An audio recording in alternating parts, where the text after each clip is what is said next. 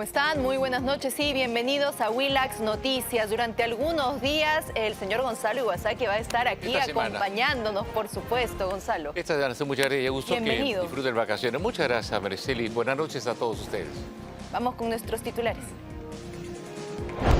Tras más de 90 días de silencio, la presidenta Dina Boluarte reapareció ante la prensa hoy, esta tarde, para presentar los resultados de su reciente viaje a Asia. La conferencia continúa y vamos a dar información en detalle en instantes.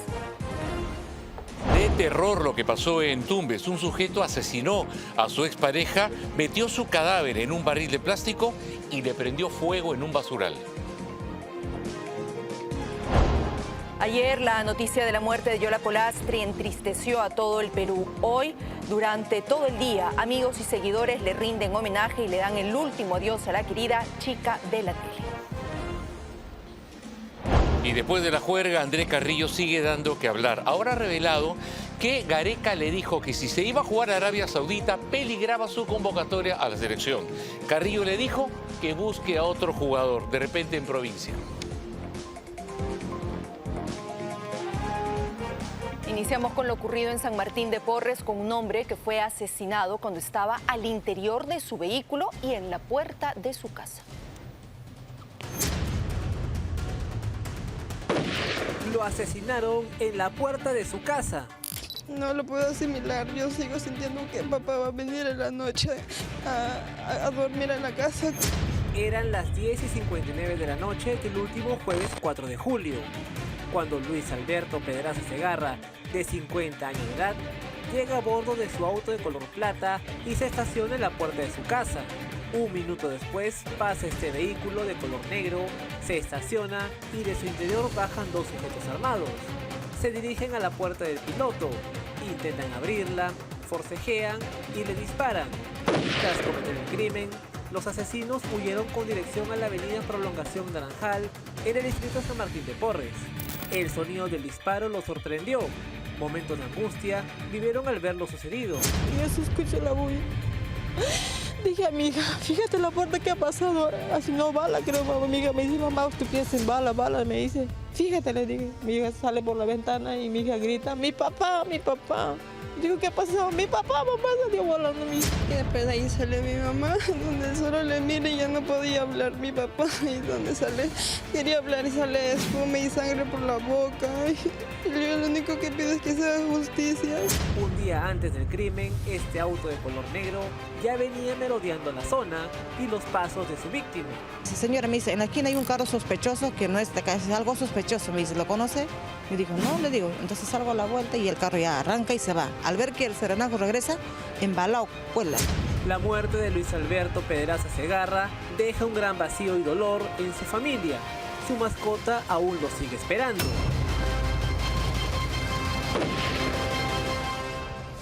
Eso fue en San Martín de Porres, pero en San Juan de Miraflores hubo otro asesinato. La víctima, un muchacho venezolano que era un microcomercializador de drogas en Lima Sur. Lo abatieron de 9 disparos después de recibir una llamada.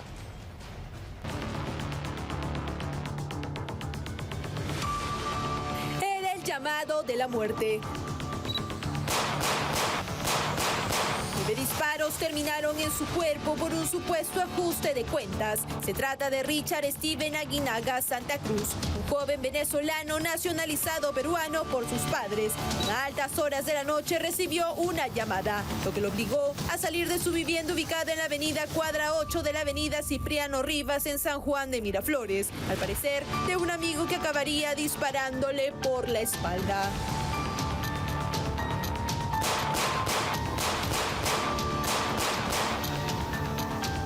Previamente se ve a esta persona, a este presunto sicario que estaba con un celular.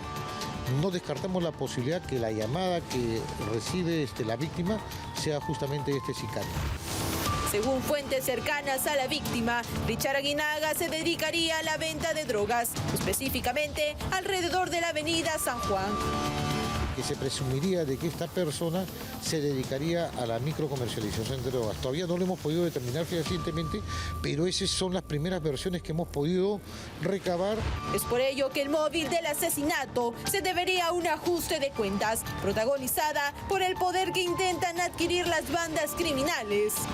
tenemos acá en el distrito bandas criminales que paran luchando por la hegemonía del tráfico ilícito de drogas y otro tipo de ilícitos, ¿no? Se sabe que este hombre también cuenta con antecedentes como estafa y falsificación de documentos. Su muerte deja una pequeña de 3 años en orfandad y muchas dudas, entre ellas, ¿con quién habló por última vez? Y en el RIMAC, un sujeto aprovechaba justamente ese estrecho pasaje y la reja que ustedes ven en imágenes para luego de robar, cerrarla y evitar el paso de sus víctimas. El método es acorralar a todo aquel que se acerque a la entrada del pasaje. Aprovecha lo que los propios vecinos colocaron para mantenerlo alejado. Es de esta forma, con cuchillo en mano, como este delincuente somete a sus víctimas en el RIMAC. Claro, aprovechan eso, cierran la reja, entonces la persona asaltada se queda afuera y el otro queda afuera. El día sábado lo han asaltado con cuchillo, entonces mi hijo no pudo poner resistencia, ¿no? Porque sabe que le meten el puñal y le pueden afectar cualquier órgano. Ha sido ahí en la reja. Esta reja, que tendría que contribuir a la seguridad de los vecinos en el pasaje Trujillo, termina siendo una herramienta para los delincuentes. Es el problema, que esta reja está abierta. Quien habla ha aportado para esa reja porque hemos pagado para las cámaras que están ahí y hemos pedido que esa reja permanezca cerrada. Pero hay una persona que dice que como tiene su tienda, le afecta, la gente no entra, pero ante eso la seguridad. Estos violentos y preparados robos no es lo único que temen los moradores del sector.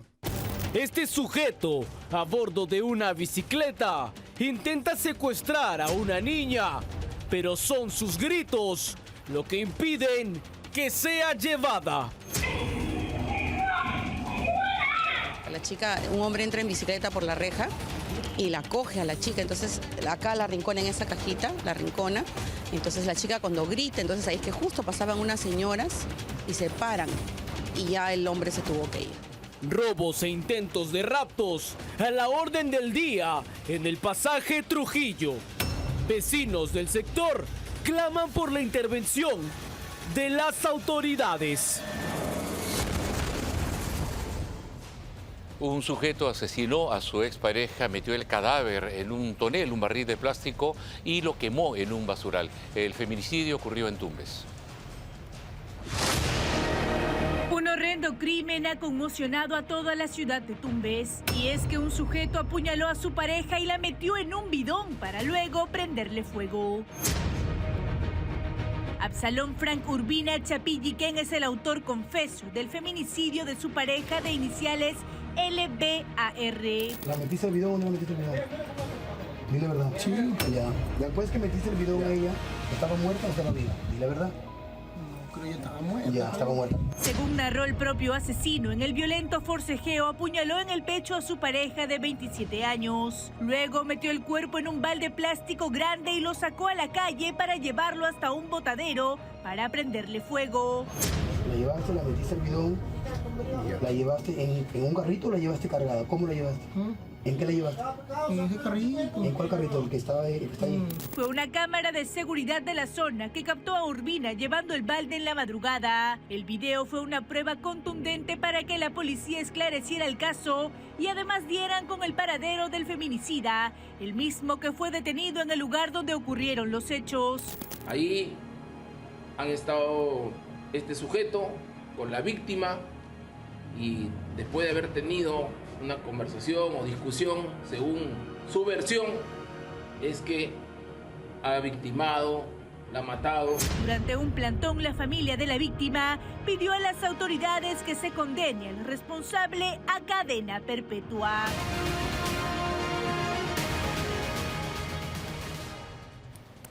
hecho completamente macabro y que por supuesto ha tenido el resultado de la captura de este hombre en medio de las investigaciones y en las que se termina reconociendo un delito tan terrible y una además evidente falta de respeto no solamente a la vida sino incluso a la muerte misma, ¿no? La forma en la que ha tratado el cadáver.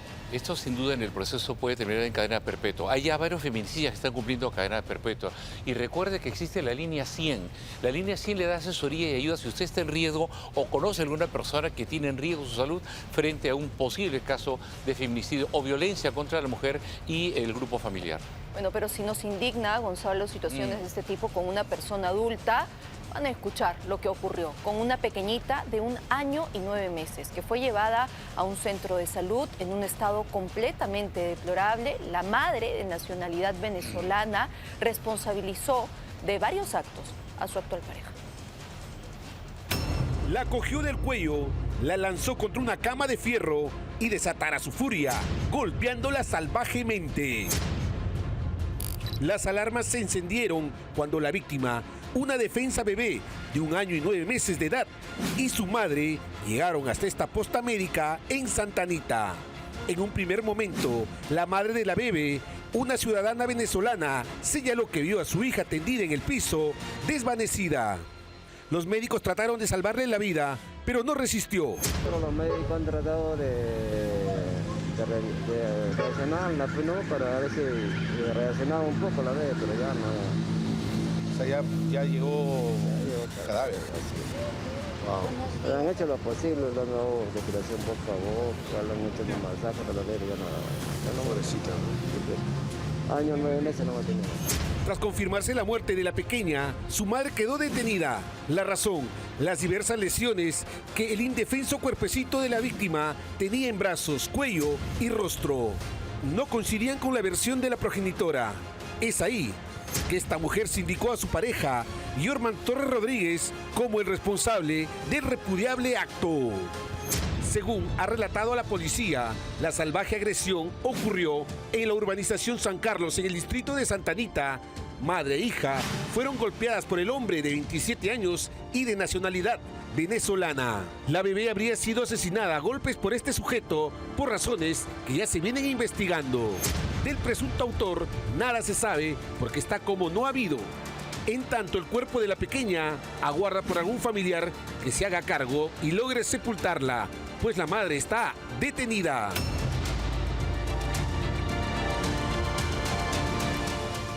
En estos casos de violencia, muchas veces los niños son las víctimas porque son como un trofeo de guerra, se pelean por ellos y sufren todo ese encono y esa ira que tienen los padres que no saben resolver sus problemas. Pero aquí lo que más llama la atención es el intento de la madre por esconder este hecho, la responsabilidad de un sujeto que cobardemente acaba con la vida de una pequeñita de poco más de 1 año.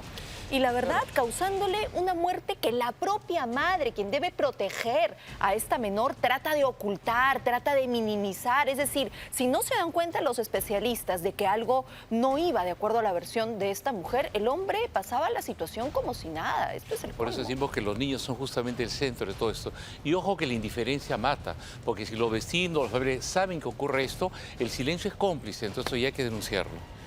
Bueno, vamos con noticias políticas, porque el fiscal de la Nación, Juan Carlos Villena, ha recibido en su despacho un informe que plantea denunciar constitucionalmente a la presidenta Dina Boluarte y al congresista Valdemar Cerrón, de Perú Libre, por presuntamente ser parte de una organización criminal como el brazo legal de esta. Mari Carmen García nos cuenta mejor este tema. Aparentan estar peleados, pero según la Fiscalía, estarían más unidos que nunca y jugando en pared para beneficiarse. El fiscal de lavado de activos, Ángel Astocóndor, envió un informe al fiscal de la Nación, Juan Villena, en el que le recomienda denunciar constitucionalmente a la presidenta Dina Boluarte y al congresista Waldemar Cerrón. En el documento de más de 200 páginas se plantea que ambas autoridades conformarían el brazo legal de una organización criminal enquistada en Perú Libre. Un hecho que ha provocado la ira del prófugo líder del partido. Estas acciones demuestran una vez más al país y a la comunidad internacional el hostigamiento y la feroz persecución política judicial contra líderes de Perú Libre. Mientras que en el Congreso prefieren ser más cautelosos. No se puede penalizar también, y esa es una verdad general, a los congresistas por sus votos o por sus posiciones políticas o ideológicas. Entonces, si existe realmente una causa y un efecto que se pueda probar de acuerdo a lo que señala la Fiscalía, bueno, está bien que se investigue. Está muy bien las recomendaciones, pero también tienen que hacer su trabajo sin politizarlo, porque últimamente hemos visto cómo lo han politizado. Según el Ministerio Público, Cerrón y Boluarte estarían usando sus cargos para impulsar leyes a favor del partido político, por lo que plantean que el fiscal Villena inicie acciones. Espero que sea una investigación objetiva, seria, que no sea politizada. Por nuestra parte, tenemos claro que el gobierno trabaja de manera transparente y yo confío siempre en las acciones que la presidenta hace. Una de las leyes en cuestión, que son de autoría de Cerrón, es la que prohíbe que los partidos políticos puedan ser investigados como organizaciones criminales, norma que ya fue promulgada. Otra es la propuesta que obliga a que los allanamientos se realicen con la presencia del involucrado y su abogado. Esta última se encuentra aún en manos del Ejecutivo. Hoy la presidenta Dina Boluarte ha dado conferencia de prensa. Se le ha preguntado también por el señor Vladimir Cerrón, el hermano del congresista Waldemar. Todo eso lo tendremos en instantes, porque también desde el Congreso de la República se ha informado acerca de la presentación, sí, del ministro del Interior. El señor Santibáñez tendrá que asistir a la comisión de fiscalización que preside el congresista Segundo Montalvo el 15 de julio para que explique hechos presuntamente irregulares registrados en la DIVIAC. Durante una entrevista con el diario Expreso, Santibáñez reveló que una asignación presupuestal a la Dirección Nacional de Investigación por más de 70 millones de soles habría sido utilizada en operaciones sospechosas y sin resultados concretos. Y bueno, esto lo ha ido mencionando a lo largo de los días, ¿no? Que realmente no ve un resultado positivo por parte de los integrantes de la DIVIAC, que no han podido sustentar muchos de los gastos de los millones de soles que le fueron entregados, y colocando esa alerta, incluso ya con Contraloría se ha iniciado una investigación para ver esos detalles y bueno, también los tendrá que responder ante la Comisión de Fiscalización del Congreso.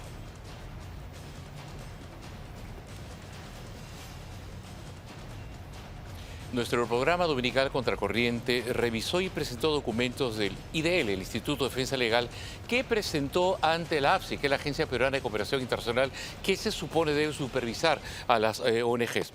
En estos papeles se revela que el año pasado, el 2023, se recibieron miles de dólares de parte de la Open Society Foundation para financiar supuestos reportajes de investigación. Cada uno de ellos costó un poco más de $2.000. Todo esto financiado por Open Society, con un total de $190.000, alrededor de 718.945 soles, desembolsados y destinados únicamente para financiar las publicaciones que aparecen en el portal IDL Reporteros en el año 2022 y 2023. Este habría sido el secreto mejor guardado de IDL Reporteros y ha sido destapado en exclusiva por el dominical Contracorriente. De las 273 notas, tan solo 93 a lo largo de los 2 años cumplirían con los criterios mínimos para considerarlos como periodismo de investigación, dejando de lado un gran número de publicaciones que se asemejan más a un monólogo, donde predican desde su particular punto de vista lo que se debe hacer y cómo se debería pensar. El informe revisa detalladamente el contenido de los reportajes declarados y encuentra que muchas publicaciones de IDL se asemejan más a editoriales que a investigaciones objetivas, lo que deja en evidencia que IDL Reporteros, bajo la dirección del izquierdista Gustavo Gorriti, utiliza su plataforma para defenderse de detractores y atacar a opositores políticos. Más o menos $2.000 por cada nota. $2.000 por cada nota, o sea, ni el New York Times paga eso, ¿no? 7.757 soles por nota. Eso los convierte en los escritores mejores pagados dentro del periodismo nacional. En IDL el problema no solo es el dinero, sino también la ética de sus figuras públicas, como Glatzer Tuesta, quien condecoró al entonces gobernador Vladimir Cerrón, a pesar de que 2 periodistas que lo investigaban sufrieron ataques. Solo un año después de estos atentados, el propio director del IDL, Glatzer Tuesta, irresponsablemente conmemoró a Vladimir Cerrón a nombre del IDL, reconociéndolo por haber implementado políticas en favor a los derechos humanos como modelo nacional en su gestión. Un testimonio del 2019 señala que Tuesta atropelló a una mujer tras denigrarla y en vez de ayudarla se quiso dar a la fuga, siendo capturado por unos obreros. Quiso adelantarme y cuando pasó por mi lado, aparte de chocarme, me dice, ¿no? Avance, mujer tenía que ser. La pista que es brea, me necroció toda la pierna. El mismo abogado de la parte de ellos que se presentaba, ¿no? Señora, que no recuerdo exactamente, pero que se llegara a un acuerdo. Y llegamos a un acuerdo, Estas revelaciones exponen la falsa moral que IDL Reporteros proclama y plantea serias preguntas sobre su independencia editorial y la calidad de sus investigaciones sesgadas. Preguntas que nos hacemos ya desde hace bastante tiempo. ¿Cómo se financia IDL? Es decir, dinero de quienes realmente se reciben y con qué fines. Eso se ha colocado sobre la lupa hace muchísimo tiempo. Y ahí en el informe de Contracorriente vemos finalmente los direccionamientos que se pudo haber tenido y lo que debería ser básico para todo periodista, la investigación no solamente para quien está del otro lado, sino que si uno ya se convierte en parte de la noticia, también debe someterse a esas investigaciones que, bueno, todavía no llegan para el señor Gorriti, para IDL, se hacen sumamente largas, débiles, pero ahí está, estaremos esperando los resultados. Sin embargo, ya hay algunas respuestas a esas preguntas. Se calcula $24 millones lo que ha recibido de parte de varias organizaciones, la de Soros entre ellos, por ejemplo. Pero el gran problema es que el IDL no solo influye, sino que dirige el sistema de justicia. Hablo del Poder Judicial, la Fiscalía, interfiere para nombrar a algunos magistrados y sabemos también que ha logrado confabularse, con mucho interés en algunos casos. Bueno, se van descubriendo entonces varios temas que pensaron que se iban a quedar en el olvido y no, ahí los vemos claramente. Vamos a otros temas porque Vladimir Cerrón, esto ya es el colmo, lo hemos visto, siendo prófugo de la justicia, pero igual a través de sus redes sociales, pronunciándose incluso sobre temas de coyuntura, pero en el colmo de los colmos aseguran que ha amenazado nada menos que a personal de la DINI que está investigando su paradero. Opera desde la clandestinidad y ostentaría tanto poder al punto de amenazar descaradamente a los jefes de la DINI. Estamos protegidos, estamos jugándonos el puesto. Un tema es así como que hermano, no me busques. Según Panorama, el receptor de los mensajes de Cerrón Rojas sería Roger Arista, exdirector de la DINI. Además, un agente encubierto reveló que Cerrón tenía informantes y supo con 4 días de antelación sobre el plan de captura. Estamos chocando con quien tiene el poder en el país. El 16 de enero de este año la policía intentó capturar a Cerrón en Asia, pero él huyó. Una vez a salvo, envió un mensaje a los jefes de inteligencia de la policía.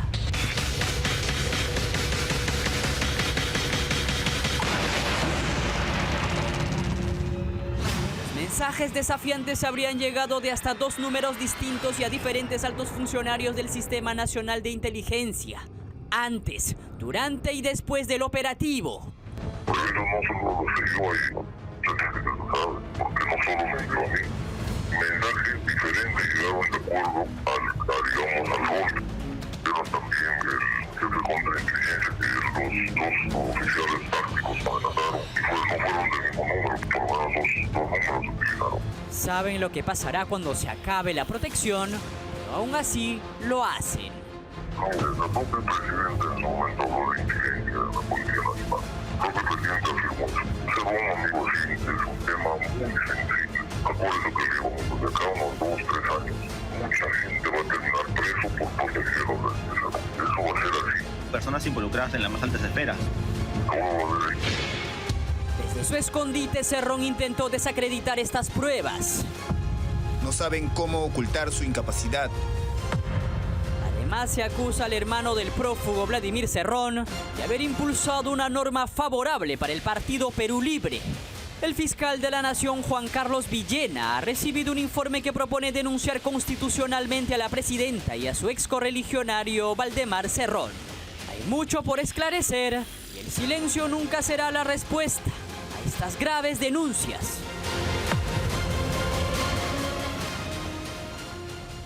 Y como resultado de todo esto está ocurriendo lo que nos temíamos. Comienzan a prescribir los delitos de Vladimir Cerrón. O sea, se acabó el tiempo para poder acusarlo. Y eso lo sabe muy bien Vladimir Cerrón. Tanto así que ya ha pedido que se archive la denuncia de uno de sus casos. El de delito de cohecho pasivo, o sea, coima, en el caso Antalsis. Esto lo presentó el pasado 4 de julio ante el juzgado respectivo que está a cargo del juez Leodán Cristóbal Ayala. Cerrón, además, no lo agarró la policía, la fiscalía no trabaja, se pasa el tiempo y se cumplen los plazos. Y él sabe que se han vencido estos plazos que establecen pues que ya no se le puede acusar, procesar y por lo tanto no va a tener sentencia ni condena en este delito por lo menos. Esperemos a ver qué ocurre en los otros.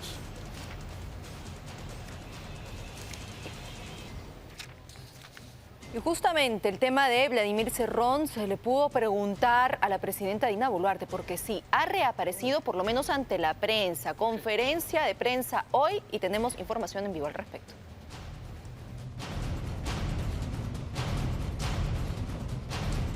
Para eso ya está con nosotros Rubén Tobar. ¿Qué tal, Rubén? Buenas noches. ¿Cómo está Maricel, Gonzalo? Así es, información pues desde el Palacio de Gobierno. Por supuesto, sorprende las declaraciones que hemos tenido el día de hoy con Dina Boluarte. La verdad, hay que darles detallitos específicamente de este viaje que se ha hecho a China, ¿no? Ella brinda la conferencia luego en promedio de unos 2, casi 3 meses de guardar silencio. Al momento de que la prensa le hace las preguntas, un poco que intenta de confrontar, pero no aclara.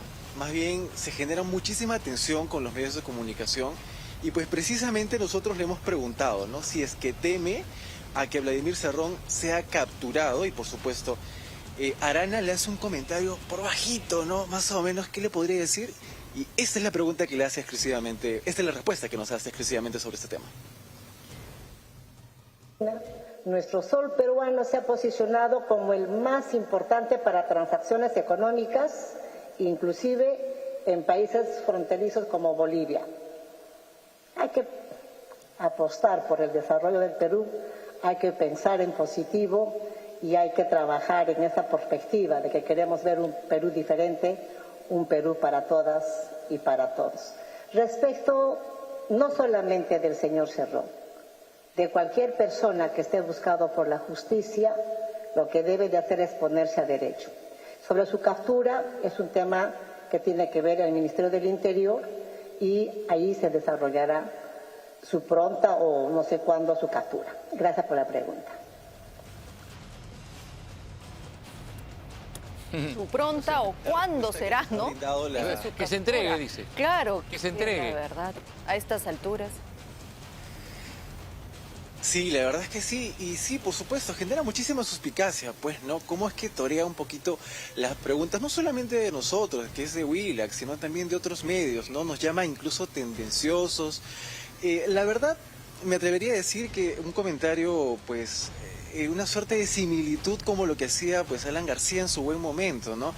Torear a los periodistas, confrontarlos, pero innecesario, por supuesto que sí. Y claro, el ministro de Educación también ha brindado información sobre estos 121 docentes denunciados y precisamente esto es lo que nos comentó. Separar de manera contundente a estos violadores disfrazados de docentes. Hemos separado a 121 docentes que han sido destituidos en la región Amazonas y además en los últimos días hemos destituido a 9 más que estaban trabajando en la región Loreto, en San Martín y en otra UGEL de Amazonas. Bueno, le da la palabra, ¿no?, al ministro de Educación, pero creo que la pregunta fue directamente hacia ella. ¿Cómo actuó frente a las denuncias de la comunidad Aguajún, de las niñas y de la reacción que se tuvo tan mala por parte del Ejecutivo con el ministro de Educación? Pero yo te doy la razón completamente, Rubén. La sensación que se deja de esta conferencia es que no ha respondido claramente ninguna de las preguntas que le hicimos los periodistas de diferentes medios. Se iba por otro lado, hablaba de otros temas y la verdad es que no nos deja pues una sensación de tranquilidad. En la práctica siguió en silencio. Sí, es cierto. En la práctica sí, así es, Maricel, Gonzalo, como muy bien lo dicen ustedes. Ha generado muchísimas dudas, sí, por supuesto, ¿no? Pero nuevamente, innecesaria el tipo de respuesta. Y un detallito adicional que quisiera también comentarles es que al momento que nosotros en conferencia le hacemos esta pregunta por estas denuncias que se hacen por la comunidad Aguajún, es que un edecán, el ministro de Educación, escribe una notita y le pasa al edecán, pero claro, evita un poco pasarle esta notita a la presidenta Boluarte y es allí que Dina Boluarte se da cuenta, llama la atención un poquito para que le pasen el micro y ya. De alguna forma el ministro de Educación ahí responde. La saca del paso, ¿no? Esa fue la información que tenemos desde Palacio de Gobierno. Gracias, Rubén. Saludó también Esos detallitos que son muy importantes. a su Guayqui, Wilfredo Corima. No se olvidó de él cuando le preguntaron del tema, pero bueno, dijo que todo lo demás estaba en Fiscalía. Gracias, Rubén. Buenas ¿Tenía noches. reloj? No sé, ¿no? Pequeño detalle que después vamos a analizar también, por supuesto. Gracias, Rubén. Buenas noches. Antes de irnos a la pausa, asegura tu fondo AFP y el futuro de tu familia. Triplica tu fondo AFP con Caja Huancayo en un abrir y cerrar de ojos. Participa del sorteo y sé uno de los 3 afortunados. Caja Huancayo, la caja del Perú. Gracias, Caja Huancayo. Hora de ir a comerciales. Regresamos con esta actitud de los niños que se puede comprender, pero es peligrosísimo. Un desgraciado delincuente le roba el teléfono y los niños lo persiguen, arriesgando su vida porque casi cruzan la calle en medio de los autos.